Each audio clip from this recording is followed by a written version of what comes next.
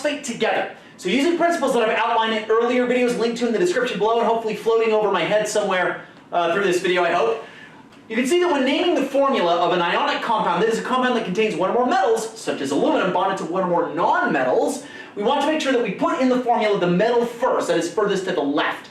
Aluminum's atomic symbol is Al, so we'll start by writing that. Now, what about phosphate? Well, phosphate, as it turns out, is one of the polyatomic anions that I require my students memorize, whose formula and charge is shown here with a list of several others, okay?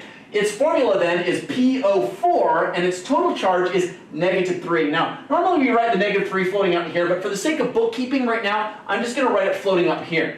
What is the charge of aluminum? Well, as you can see in this chart, aluminum is not in the D block, so unlike the metals in the D block that can sometimes exist in multiple different charges or oxidation states depending on the circumstance, aluminum always exists in all compounds as having a +3 charge, okay? So there's a +3 aluminum stuck to a -3 phosphate. Now I've taught you again in earlier videos, hopefully floating over my head somewhere, that oftentimes one of the shortcuts here is if you have two charges for bookkeeping purposes written up here, you can take the charge of the thing on the left and move it down here to become the subscript of the thing on the right and vice versa. You get rid of the charge, but just take the number, okay? So you might be tempted to say, I've got Al3 and then PO4 with parentheses around it with a 3, right? Wrong. As it turns out, anytime you have two substances together that have the exact same charge, you don't have to bring the subscripts down because they just cancel each other out 1 to 1.